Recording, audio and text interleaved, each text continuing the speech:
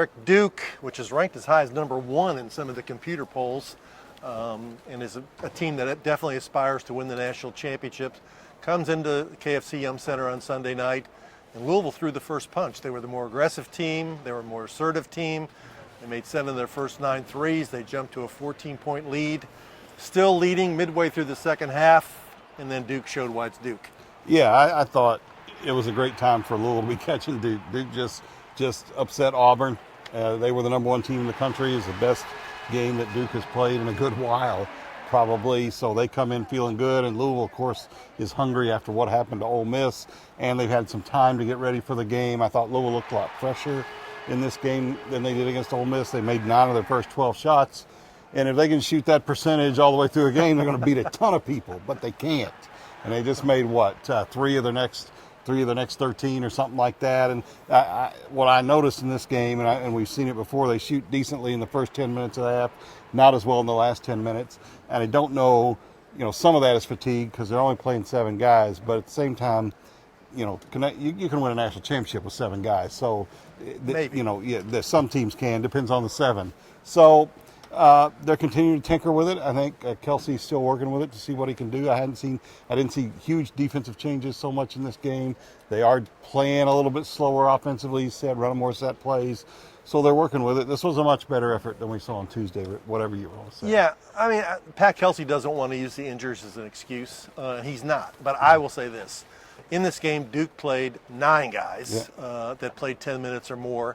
And when Cooper Flagg, their All-American, their Player of the Year, went out of the game, they put in Mason Gillis, who started at Purdue for a number of years, and they were actually better. That's when they went ahead and took control of the game. Louisville only played 7 guys, and 4 of the 7 played more than 30 minutes. So I think the fatigue definitely was a factor.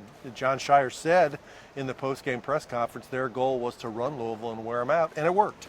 Yeah, they're going to eventually get I think Abubakar Traore back, right. But at some point they're either going to have to pick somebody off the bench and get them ready to play, and be like Tim Henderson. You're going in the game. Good luck, and tell everybody after the game. You guys don't realize how good this guy is. We've seen that whole song and dance before, or go zone, or do something to preserve yourself a little bit in these games where you can slow the game down. They did do that offensively. Kelsey said he ran more set plays. But, I don't know. He refused to say it was fatigue.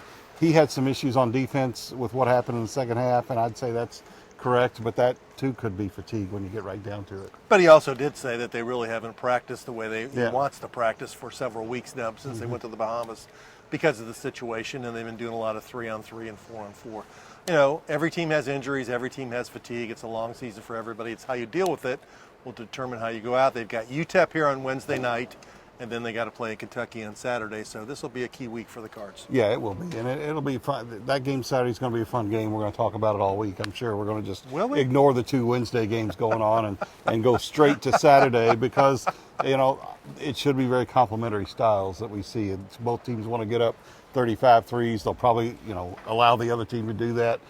Should be a fun one. Should be a fun. It'll be my 87th dream game. So there you go. All right, we'll be back with more it's not here really at WDRB.com. It's not really 87.